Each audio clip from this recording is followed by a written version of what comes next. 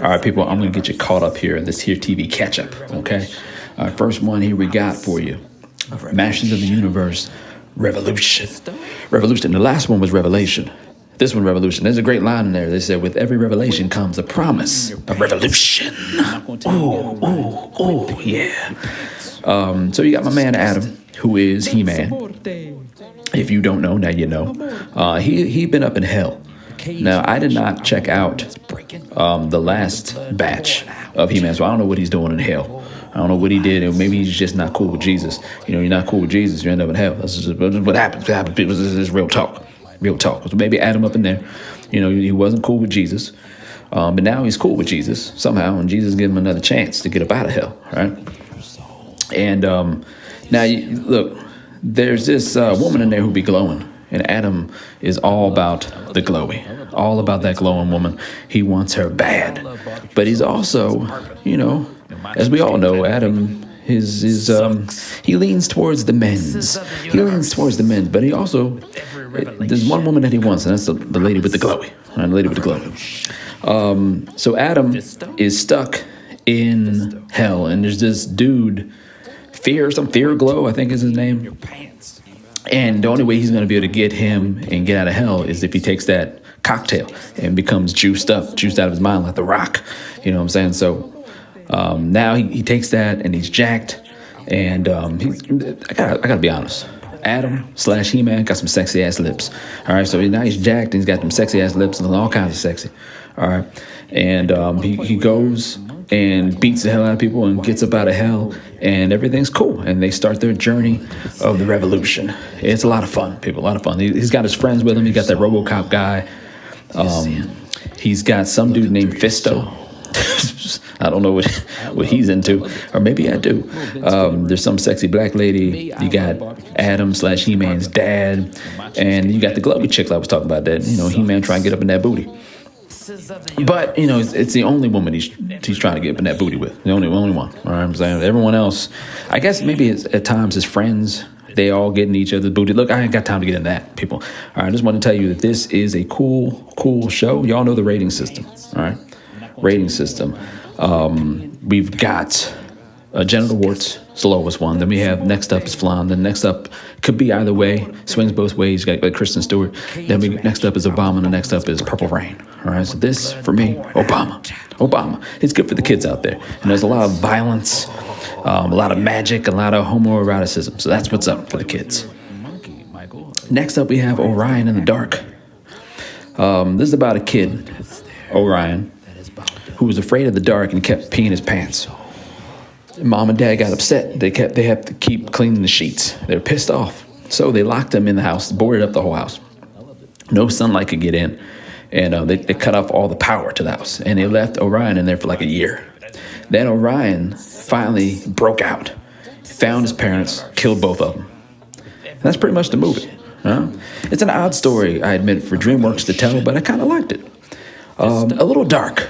I mean, some of those animation scenes, you didn't really need to get that bloody, I think, with it. But you can understand since he was locked in a home for a year, in the dark, that he was afraid of, right?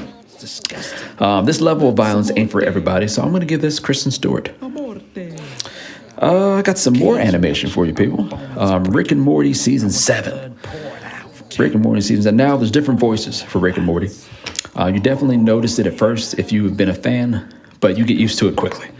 I love all the episodes in here. I'll just say that right off the bat. Hugh Jackman was up in here. There was that episode, Mr. Poopy Butthole, how Poopy got his poop back, I think, something like that. Rick was merging with Jerry. Is that episode, the spaghetti episode? I've said this before, one of the darkest episodes I've ever done. You got some Quato episode up in there. That's one of the grossest episodes I've ever done. You got Ice-T up in there. And Rick finally deals with his nemesis and the Pope. All kinds of an awesome season. I loved it. I'm giving this Purple Rain. Next up, people, we have Mortal Kombat Legends. More animation. More. Mortal Kombat Legends, Johnny Cage, another violent cartoon. I don't love the animation in this one, or the story, or most of the characters, or that Johnny has a little black kid following him around. But people, I do love Johnny. And the violence whenever we get to it. I mean, there's not a whole lot of violence until we get to the very end, but I do love the violence in there.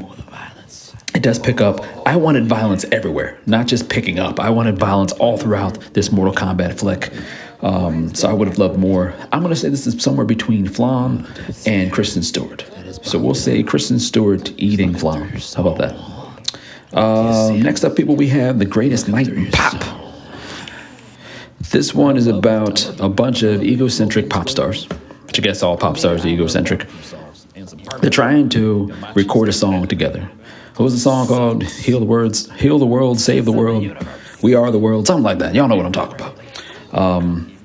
Something like that. It's kind of like He-Man Masters of the Universe Revolution, in a way, where, you know, He-Man Masters of the Revolution, they brought a bunch of people together to save the world, and this is kind of the same thing. You have Michael Jackson, you got Quincy Jones, you got Lionel Richie bringing a bunch of pop stars together to kind of save the world. It's kind of like that. I love the nostalgia in this. I love Bob Dylan's haunting face in the juxtaposition of that with everybody else enjoying themselves. It's funny. It still lacked a little something though, from my taste. I'm gonna put this somewhere between Kristen Stewart and Obama. Maybe Kristen Stewart singing at the White House this time, singing. Next, people, we have The Vince Staples Show. I gotta say, I love this show. Loved it. I hope everybody out there gets on board so that we'll get some more episodes. I loved it.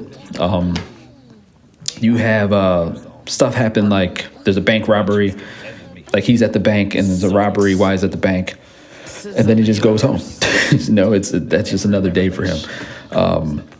There's one thing where he tries to do a good deed for the kids, teaching them at school, and then somewhere in that same day, he gets chased by some black man named White Boy, and then just goes home. You know what I'm saying? It's like these wild things happen, and then he just kind of goes home, like it's nothing. We talked about this around the studio. What's the difference between a copy and a ripoff? Because it's like Atlanta. I would say that this is a copy of it. It's not a ripoff. Is like, to me, derogatory. It's a copy of Atlanta with Vince flavoring. Kind of like if you were to take a cheesecake recipe, all right?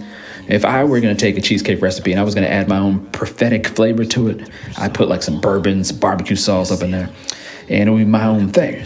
It'd be good. It'd be good. So that's what I think. Vince kind of did his own thing with like a Atlanta type formula. I'm going to give this Purple Rain. A purple cheesecake barbecue sauce type rain. Something like that. Lastly, we have Avatar: The Last Airbender. I gotta say, it kind of sucks. It sucked through and through. The live action adaptations have always sucked. They always will suck. Please stop trying. Okay? I'm giving it genital warts, and that's that. That's it. You caught up?